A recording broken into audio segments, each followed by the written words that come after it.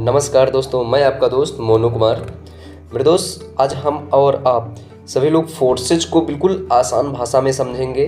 इस लैंग्वेज को आप ऑडियो रिकॉर्डिंग के माध्यम से सुन सकते हो।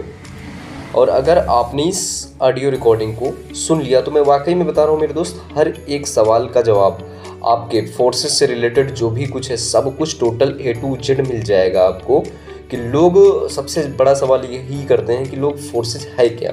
लोगों को तो एक्यूरेट सवाल का जवाब यही नहीं मिल पाता है कि फोर्सेज वाकई में होता क्या है। तो आज मैं आप लोगों को फोर्सेज से रिलेटेड A to Z इसकी स्टार्टिंग से मैं आप लोगों को इसकी पूरी इन्फॉर्मेशन देता हूं। दोस्तों, अगर आप लोगों ने सुन लिया तो मैं वाकई में बता रहा हूं हर एक सवाल का जवाब आपका क्लियर हो जाएगा। तो चलता हूं दोस्त फोर्सेज की तरफ कि इसको स्टार्ट किया किसने किया, कैसे किया, इसको किस पर डिप्लॉय कर दिया। तो मैं बात करता हूं फोर्सेज के स्टार्टिंग की। जब इसकी स्टार्टिंग हुई थी तो 31 जनवरी 2020 को फोर्सेज स्टार्ट हुआ था इथेरियम प्रोजेक्ट के साथ में, इथेरियम क्रिप्टो करेंसी के साथ में मेरे दोस्त फोर्सेज स्टार्ट हुआ था। फोर्सेज को स्टार्ट करने वाले थे मिस्टर लाडो, जो एक रशियन सॉफ्टवेयर डिज़ाइनर हैं। उन्होंने माइक्रोसॉफ्ट में करीब 13 से 14 साल वर्क किया है एक सॉफ्टवेयर डेवलपर्स के रूप में। यानी कि उनको अगर टेक्निकल नॉलेज देखा जाए तो मिस्टर लाडो को बहुत ज़्यादा टेक्निकल उनको नॉलेज था। और उन्होंने फोर्सेज को क्रिएट किया। क्रिएट करने के बाद में फिर उन्होंने क्या किया, इस फोर्सेज सिस्टम को क्रिएट करने के बाद में उन्होंने एक, आप लोग सभी लोग जानते हैं कि ब्लॉकचेन टेक्नोलॉजी, उन्होंने ब्लॉकचेन टेक्नोलॉजी में फोर्सेज सिस्टम को अपलोड कर दिया, यानी कि डिप्लॉय कर दिया उसमें। उसके बाद में आखिर उन्होंने ऐसा किया क्यों, इसका क्या रीज़न रहा। इसका रीज़न मेरे दोस्त बहुत बड़ा है। अगर वो चाहते तो फोर्सेज एक कंपनी बना सकते थे, लेकिन उन्होंने अपने आप पे थोड़ा सैक्रिफाइस किया, तो उन्होंने इसको ब्लॉकचेन पे डिप्लॉय कर दिया। और स्टार्टिंग इथेरियम से हुई, उसके बाद में ट्रॉन आया। ट्रॉन के बाद में हमारा आज की डेट में दोस्तों BUSD डॉलर चल रहा है। अब ये सब क्या होता है, इन सब टॉपिकों पे हम बात करते हैं। जब हमारा सबसे पहला पॉइंट आता है कि ब्लॉकचेन, तो मेरे दोस्त ब्लॉकचेन टेक्नोलॉजी क्या होती है। ब्लॉकचेन टेक्नोलॉजी एक सिस्टम होता है, यानी कि ये एक हर एक वर्ल्ड के कंप्यूटर के डेटा डिवाइस से कनेक्ट होता है। कनेक्ट होने के बाद में एक ब्लॉकचेन टेक्नोलॉजी बनती है दोस्तों। तो उस ब्लॉकचेन टेक्नोलॉजी में अगर हम कोई भी डाटा या सॉफ्टवेयर या फिर सिस्टम क्रिएट करके अगर एक बार ब्लॉकचेन टेक्नोलॉजी में अपलोड कर देते हैं तो मेरे दोस्त अपलोड करने के बाद में वह पूरा का पूरा डाटा, पूरी की पूरी इंफॉर्मेशन आपकी ब्लॉकचेन टेक्नोलॉजी में डिप्लॉय हो जाती है। उसके बाद में वहाँ पर हमारा कोई अधिकार नहीं रह जाता है। क्यों नहीं रह जाता? क्योंकि ब्लॉकचेन में अगर आप कोई भी चीज़ अपलोड करते हैं, डिप्लॉय करते हैं, तो उसके बाद में मेरे दोस्त वहाँ पे कोई भी किसी का कुछ अधिकार नहीं रह जाता है। ना तो वहाँ पर आप उस सिस्टम में डालने के बाद में उसमें कुछ भी छेड़खानी कर सकते हैं, ना तो फेर बदलाव कर सकते हैं, कोई भी उसमें ऑब्जेक्शन आप नहीं कर सकते हैं। बस एक ऑप्शन अलग से होता है मेरे दोस्त। वो ऑप्शन क्या होता है? वो ऑप्शन ये होता है कि वहाँ पर आप सिर्फ और सिर्फ सपोज दैट आपने A to Z इंफॉर्मेशन उसमें अपलोड कर दिया। आप A से Z तक के बीच का जो भी आपका प्रोसेस होगा उसमें आप कुछ भी डिलीट फिर बदलाव नहीं कर सकते। तो कर क्या सकते हैं, एडिट का ऑप्शन होता है कि आप सिर्फ और सिर्फ उस इंफॉर्मेशन में कुछ ना कुछ बढ़ा सकते हैं। यानी कि फोर्सेज के अंदर जितना डाटा एक बार पड़ चुका है वो कभी भी डिलीट नहीं हो सकता है। बस आप यहाँ पर इसको बढ़ाना चाहें तो आप बढ़ा सकते हैं। जैसे कि इथेरियम में आया, इथेरियम के बाद में ट्रॉन में आया, ट्रॉन के बाद में मेरे दोस्त आज BUSD पे चल रहा। आखिर ये BUSD और इथेरियम से ट्रॉन, ट्रॉन से BUSD की ज़रूरत क्या पड़ी मेरे दोस्त? तो मैं इस टॉपिक पे आपको बताता हूँ कि इथेरियम में जब था तो इथेरियम हमारा एक अनस्टेबल कॉइन था, अनस्टेबल क्रिप्टो करेंसी थी। तो उसमें क्या होता है, वहाँ पर हम और आप सभी लोग जानते हैं कि उसके जो मार्केट की वैल्यू होती है रेट की, वो कभी भी अप या डाउन जाती है। तो इथेरियम की वैल्यू लाखों में चली गई, तो वहाँ पर लोगों को ID एक्टिव करवाने में प्रॉब्लमें क्रिएट होने लगी। हाई लेवल से ज्वाइनिंग कराना पड़ता था। तो मिस्टर लाडो ने एक सिस्टम इसमें और लॉन्च किया, ट्रॉन का। तो ट्रॉन जिसके साथ में वर्क कर रहा था तो गैस फीस के रूप में कुछ बहुत ज़्यादा कटने लगा। तो फिर ट्रॉन के साथ में ट्रॉन भी चलता और उसके बाद में उन्होंने BUSD प्रोजेक्ट को लॉन्च कर दिया। इसकी ज़रूरत क्यों पड़ी? आखिर BUSD प्रोजेक्ट हमारा क्या है? ये भी अनस्टेबल कॉइन है या स्टेबल कॉइन है मेरे दोस्त, इसके बारे में भी जानते हैं। ये हमारा जो BUSD डॉलर है, BUSD क्रिप्टो करेंसी, ये हमारा एक स्टेबल कॉइन्स, ये मार्केट की वैल्यू के हिसाब से नहीं चलता है। क्यों नहीं चलता? ये बाइनेंस से रिलेटेड, हमारा Web20 से रिलेटेड BUSD प्रोजेक्ट हमारा तैयार किया गया है। ये अमेरिकन डॉलर जो हमारा USDT होता है और BUSD, ये हमेशा सेम रेट में रहेंगे। ये ज़्यादा से ज़्यादा अगर आज की डेट में 85 रुपये का है तो 86 जाएगा या फिर 84, 87, बस ऐसे ही रहेगा। 19, 20 हो सकता है। बाकी अगर आप सोचो कि ये 85 रुपये का एक हमारा BUSD डॉलर 1 लाख में जाए, तो मेरे दोस्त ऐसा पॉसिबल नहीं है। ना तो ये 85 रुपये से 70 रुपये में आएगा, ना तो 50 रुपये में, यानी कि ये हमारा एक स्टेबल कॉइन है। अब बात करता हूँ कि फोर्सेज में ब्लॉकचेन टेक्नोलॉजी की तो हम लोगों ने बात कर ही लिया है कि ब्लॉकचेन टेक्नोलॉजी में यानी कि हमारा जो भी डाटा है अगर एक बार अपलोड हो गया तो उसमें किसी का भी कोई अधिकार नहीं, यानी कि ना तो उसको चेंज किया जा सकता है, ना कुछ में फेरबदलाव, कुछ भी नहीं मेरे दोस्त किया जा सकता है। तो यानी कि हमारा जो फोर्सेज है वो एक हिसाब से बिल्कुल सेफ एंड सिक्योर हो चुका है ब्लॉकचेन टेक्नोलॉजी के माध्यम से। तो और बात करते हैं इस पे कि अब बात आती है सेंट्रलाइज और डिसेंट्रलाइज क्या होता है। मार्केट में ये सवाल बहुत ज़्यादा लोगों के मन में चलता है कि लोग डिसेंट्रलाइज क्या होता है, सेंट्रलाइज क्या होता है, इन चीज़ों को समझ ही नहीं पाते हैं। तो मैं आप लोगों को आज सेंट्रलाइज और डिसेंट्रलाइज के बारे में बिल्कुल A to Z इन्फॉर्मेशन बताता हूँ कि जैसे कि सेंट्रलाइज क्या होता है। मेरे दोस्त, सेंट्रलाइज वो सिस्टम होता है जिसका कोई ना कोई मालिक होता है। जैसे कि जो मार्केट में कंपनियां चलती हैं उसमें क्या होता है, उसका कोई मालिक होता है, वो हर एक लीडर्स को हैंडल करता है। यानी कि आपकी आईडी कभी भी वह टर्मिनेट कर सकता है। आप लोगों ने कहीं ना कहीं देखा होगा और सुना भी होगा कि अगर कोई लीडर एक कंपनी में काम कर रहा है और उस कंपनी में जब वो आईडी लगाता है तो उनसे क्या कहा जाता है कि आप अपनी आईडी के मालिक हो, यहाँ पर आप किसी के गुलाम नहीं हो। तो साल 2 साल काम करता है, कुछ टीम बनती है, बिगड़ती है। ये नेटवर्क मार्केटिंग का फंडा होता है मेरे दोस्त, हम और आप सभी लोग जानते हैं। रियलिटी क्या होती है ये भी सभी लोग जानते हैं।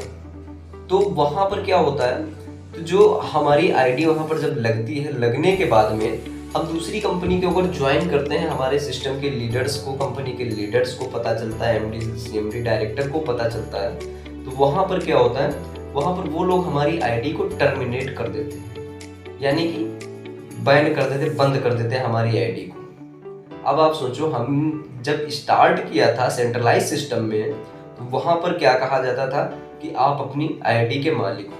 और आज की डेट में मैं दूसरे प्लेटफॉर्म को अगर सेलेक्ट कर रहा हूँ, स्टार्ट करने जा रहा हूँ, तो सबसे बड़ा प्रॉब्लम यही फेस हमारे सामने आता है कि हमारी आईडी को टर्मिनेट कर दिया जाता है। अब बात आती है डिसेंट्रलाइज क्या होता है। डिसेंट्रलाइज मेरे दोस्त वह सिस्टम होता है कि इसका सबसे पहली बात तो ये सर कोई भी इसका मालिक नहीं होता है। सीधी सी बात अगर बात करूँ तो डिसेंट्रलाइज सिस्टम का कोई मालिक नहीं होता है। यानी कि जैसे कि मैंने अभी आप लोगों से बताया कि ब्लॉकचेन में अगर सिस्टम का डाटा डिप्लॉय हो गया तो उसमें कुछ अगर फेर बदलाव किया नहीं जा सकता, तो इसका जाहिर सी बात है मेरे दोस्त, कोई इसका मालिक नहीं है। ये हो गया एक डिसेंट्रलाइज, यानी कि आप यहाँ पर किसी की भी आईडी को टर्मिनेट नहीं कर सकते हो। ये सबसे खास बात होती है। सेंट्रलाइज का मतलब तो आप समझ रहे हैं कि सेंटर में कोई ना कोई बैठा होगा मेरे दोस्त। स्क्रीन शेयर नहीं है, वरना मैं आप लोगों को इसको प्रूफ दिखा सकता था कैसे ये सेंट्रलाइज होता है, कैसे डिसेंट्रलाइज होता है। तो उम्मीद है कि आप लोगों को सेंट्रलाइज और डिसेंट्रलाइज के बारे में पता चल गया होगा। शॉर्टकट तरीके से अगर बात करूँ तो डिसेंट्रलाइज का मतलब होता है कि आप यहाँ पर रियल में खुद के मालिक हैं, आपके यहाँ पर कोई आईडी टर्मिनेट नहीं कर सकता। अब सेंट्रलाइज में वो आप खुद किसी ना किसी के सेंटर में है। यानी कि अब बात आती है सेंट्रलाइज डिसेंट्रलाइज तो हो गया। अब मैं दूसरे टॉपिक पे बात करता हूँ कि फोर्सेज में ट्रांसपेरेंसी आखिर है तो किस चीज़ की है। तो मेरे दोस्त, इस सिस्टम में एक ऐसा सिस्टम है कि यहाँ पर आप किसी की भी आईडी को अपने फ़ोन में चेक कर सकते हो बिना पासवर्ड के। ये इस तरीके से सिस्टम क्रिएट किया गया है। आप सोचो कि यहाँ पर आप किसी की भी आईडी को ओपन करके देख सकते हो कि उस बंदे ने कब आईडी लगाई थी और कितनी उसकी टीम है और आज तक उसने कितने की यहाँ से अर्निंग किया है। तो ये एक ऐसा सिस्टम, एक लौता सिस्टम है कि यहाँ पे 100% दोस्त ट्रांसपेरेंसी है। आज की डेट में अगर बात करूँ तो करीब फोर्सेस को 3 साल हो चुके हैं तो इस 3 साल के अंदर 27 लाख लोगों का टोटल नेटवर्क बिल्ड हो चुका है और इन 27 लाख लोगों में करीब 18 से 20 लाख लोग यहाँ से लखपति हो चुके हैं और करीब 18 से 20 हज़ार लोग यहाँ से दोस्त करोड़पति भी हो चुके हैं। तो ये कहना और दिखाना अलग की चीज़ है। तो मैंने जैसे बताया कि इतने इतने लोग यहाँ से सक्सेस हो चुके हैं। तो आप लोग एक काम कर सकते हैं कि जैसे मैंने ट्रांसपेरेंसी पर बात चल रही है तो आप गूगल पर जा करके 1 नंबर से ले करके आप 27 लाख तक आईडी चेक कर सकते हो मेरे दोस्त। इथेरियम की आपको अलग चेक मिलेगी, ट्रोन की अलग मिलेगी और BUSD अलग मिलेगी। तो अगर आपको फोर्सेज में BUSD की आईडी को चेक करना है तो आपको मैं वेबसाइट बताता हूँ, आप गूगल पर जाइएगा, चेक कर लीजिएगा forces.io, ये सिस्टम की वेबसाइट है, आप इस पे जा कर के दोस्त चेक कर सकते हो। चलो यहाँ तक तो समझ में आ गया और अब आगे बात करता हूँ कि फोर्सेज का रेशियो और प्रोडक्ट बेस का रेशियो ये आखिर होता है, क्या होता है, रेशियो क्या होता है। भाई हम किसी भी सिस्टम में अगर जाते हैं, किसी भी सिस्टम की स्टार्टअप करना चाहते हैं तो उसमें पहले मार्केट में फील्ड वर्जन करते हैं, यानी कि हम देखते हैं कि हम कोई भी बिजनेस अगर करना चाहते हैं तो वहाँ पर क्या होता है। अगर हम उस बिज़नेस को करेंगे तो हम पहले मार्केट में जाएंगे, देखेंगे इस बिज़नेस को जो पहले से कर रहा है वो कितना सक्सेस है, भाई तभी तो हम उस बिज़नेस को स्टार्टअप करेंगे, क्योंकि बिज़नेस का मतलब होता है फ्यूचर वहाँ पे लगाना अपना। तो फ्यूचर की जो बात आती है तो हर एक चीज़ को देखना चाहिए। तो जैसे कि मैं बात करता हूँ कि फोर्सेज का रेशियो कितना होता है, प्रोडक्ट बेस का रेशियो कितना होता है और कैसे होता है, क्यों होता है। जैसे कि बात करते हैं कि रेशियो की बात चल रही है तो मेरे दोस्त अभी आप लोगों को मैंने ट्रांसपेरेंसी में ही बताया कि 27 लाख लोगों का नेटवर्क है, उसमें से करीब 18 से 20 लाख लोग लखपति और 18 से 20 हज़ार लोग करोड़पति। कितने टाइम में मेरे दोस्त आप देख लो, मात्र 3 साल के अंदर। तो ये पावर है दोस्त फोर्सेज की। यानी कि आप दूसरे सिस्टम का रेशियो ले लीजिए, हम और आप सभी लोग जानते हैं कि प्रोडक्ट बेस में क्या होता है, कितना रेशियो होता है, और फोर्सेज क्रिप्टो करेंसी में किसका कितना रेशियो है। तो मेरे दोस्त यहाँ से जैसे मैंने आपको बताया कि 18 से 20 हज़ार लोग करोड़पति और 18 से 20 लाख लोग लखपति हैं, और बहुत सारे लोग हैं, हजारों लाखों लोग हैं जो लखपति होने की कगार पे हैं। यानी कि इसका जो सक्सेस का रेशियो निकाला जाता है दोस्त फोर्सेज का, आप किसी की भी आईडी को ओपन करके देख सकते हो, खुद आप चेक कर लेना। तो यानी कि 100 में समथिंग ये 90%, 100 में 90% लोग यहाँ पर आज की डेट में मेरे दोस्त सक्सेस हो रहे हैं फोर्सेज में। ये एक इकलौता ऐसा सिस्टम है कि यहाँ पे 100 में 90% लोग सफल हैं, और बाकी प्रोडक्ट बेस में हम और आप सभी लोग जानते हैं कि कोई भी सिस्टम हो वहाँ पे मात्र 3 से 5% लोग ही सक्सेस होते हैं। तो मेरे दोस्त यहाँ पे बहुत सारी बातें हो सकती हैं इस टॉपिक पे, तो मैं ज़्यादा तो नहीं बात करूँगा, सिर्फ 2 टॉपिक पे बात करूँगा कि प्रोडक्ट बेस और क्रिप्टो बेस यानी कि फोर्सेज आपको क्यों करना चाहिए। तो सपोज दैट दोस्त आप सोचिए आपके सामने सक्सेस के 2 प्लेटफॉर्म हैं। एक प्लेटफॉर्म में 100 लोग जाते हैं और सेम दूसरे ही प्लेटफॉर्म में 100 लोग जाते हैं। वापस आने के वक्त एक प्लेटफॉर्म से 100 में 90 लोग सफल होकर वापस आते हैं। आप इस चीज़ को थोड़ा नोट करना मेरे दोस्त, समझना। यानी कि एक सिस्टम में 100 में से 90 लोग सफल होकर वापस आते हैं, और दूसरे सिस्टम में 100 में से मात्र 3 से 5 लोग सफल होकर वापस आते हैं। तो अगर आपको इस सिस्टम में इन दोनों में से किसी सिस्टम में जाने का मौका मिले, वो भी लीगल तरीके से काम करने का मौका मिले, तो मेरे दोस्त आप किस में जाना पसंद करोगे। ये दोस्त डायरेक्ट सेलिंग तो नहीं है फोर्सेज, ये क्रिप्टो बेस्ड बिजनेस है। हम और आप सभी लोग जानते हैं कि दुनिया में जैसे लोग देखते हैं वैसा ही बनना चाहते हैं। तो अगर आपके सामने एक में 100 में 90 लोग सफल होकर वापस आते हैं, दूसरे में 100 में 3 से 5 लोग, तो हर एक इंसान 100 में 90 वाले कैटेगरी में ही जाना पसंद करेगा। 100 में 3 से 5 जिसमें सक्सेस होकर वापस आते हैं उसमें जाना पसंद नहीं करेगा। इसका कारण क्या है? इसका कारण एक होता है कि 100 में 3 से 5 लोगों में जाने में हमें कहीं ना कहीं समस्या क्रिएट हो सकती है। हम लकी होंगे तभी कहीं ना कहीं 3 से 5 में जा सकते हैं। लेकिन अगर हम दूसरे यानी कि फोर्सेज की बात करूँ, फोर्सेज में अगर हम यहाँ पे ज्वाइन भी हो जाते हैं तो 100 में 90% लोग सफल हैं आज की डेट में।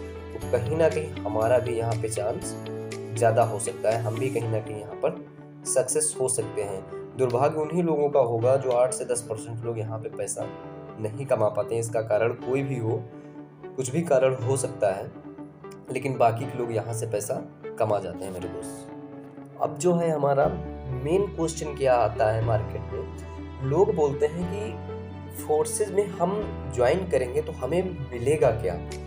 तो मेरे दोस्त इस चीज़ पे अगर बात करूं तो आप लोगों को मैं प्रोडक्ट बेस और फोर्सेज के जो प्रोडक्ट्स हैं, यानी कि डिजिटल प्रोडक्ट्स, दो टाइप के प्रोडक्ट्स हैं दोस्त। एक होता है डिजिटल प्रोडक्ट्स, दूसरा होता है फिजिकल प्रोडक्ट्स।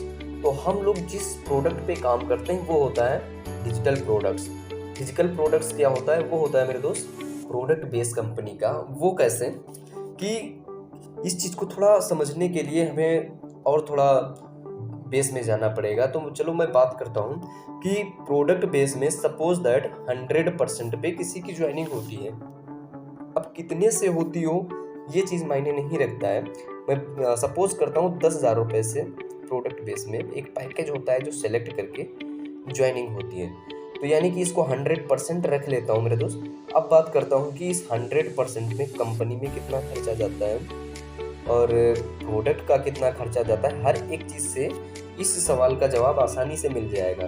तो यानी कि बात करता हूँ कि प्रोडक्ट बेस में, जैसे कि हम और आप सभी लोग जानते हैं कि 35% पे प्रोडक्ट रेडी होता है और उसके बाद में 35% पे प्रोडक्ट रेडी होता है कब, जब कंपनी मैन्युफैक्चरिंग करती है तब। अगर नहीं भी करती है तो भी समथिंग 35% पे प्रोडक्ट मार्केट से टाई अप कर लेती है। तो ज़्यादातर तो लोग मैन्युफैक्चरिंग ही करते हैं। तो यानी कि 35% ये हो गया। और प्लस कंपनी के अंदर मेरे दोस्त हम और आप सभी लोग जानते हैं कि जो प्राइवेट वर्कर होते हैं कंपनी के अंदर, प्राइवेट वर्कर जो प्रोडक्ट की केयरिंग करना, इधर से उधर उनको मैनेज करना, तो क्या लगता है मेरे दोस्त 5 से 10% उनको नहीं जाता होगा? भाई बिल्कुल जाता होगा। और कंपनी को चलाने वाले इतने बड़े MD CMD डायरेक्टर सर होते हैं, तो क्या लगता है दोस्तों उनको नहीं जाता होगा? भाई बिल्कुल उनको भी जाता होगा। यानी कि 5 से 10% उनको भी जाता है। तो यानी कि मैं टोटल ये खर्चा रख लेता हूँ 60% में। 60% में आपका प्रोडक्ट हो गया और कंपनी का खर्चा भी हो गया, डायरेक्टर सर का खर्चा हो गया और प्राइवेट जो वर्कर काम करते हैं उनकी सैलरी का खर्चा हो गया। टोटली 60% में सब लोग निपट गए। बाकी का जो मेरे दोस्त 40% पैसा बचता है वो होता किसका है? होता तो आम पब्लिक का ही है, हम ही आप लोगों का होता है। यानी कि हमने 100% में ज्वाइन किया, 60% में सब वो खर्चा निपट गया, 35% प्रोडक्ट हो गया, बाकी का आप एवरेज निकाल लीजिए। यानी कि 20 से 25% अदर खर्चे हो गए डायरेक्टर सर को और प्रोडक्ट की केयरिंग में। 40% पैसा डिस्ट्रीब्यूट होता है। अब फोर्सेज क्या करता है?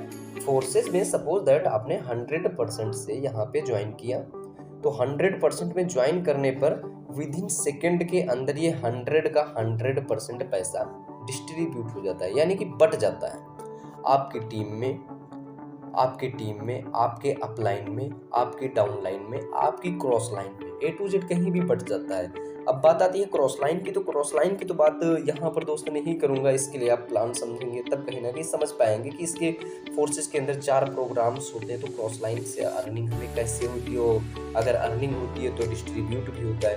तो यानी कि ये जो हमारा सिस्टम था, इस सिस्टम को क्लियर तरीके से आई होप आप लोग समझ गए होंगे। जैसे मैं बता रहा था कि इसमें इसका जो प्रोडक्ट है फोर्सेस का वो क्या है, वो मेरे दोस्त यहाँ पे डिजिटल प्रोडक्ट्स होता है। आपको बता दिया कि यहाँ पे डिजिटल प्रोडक्ट्स क्या होता है। यहाँ पे क्रिप्टो करेंसी के स्लॉट्स होते हैं जो कि हमें बाई करने होते हैं, जिससे हमारी आईडी एक्टिव होती है।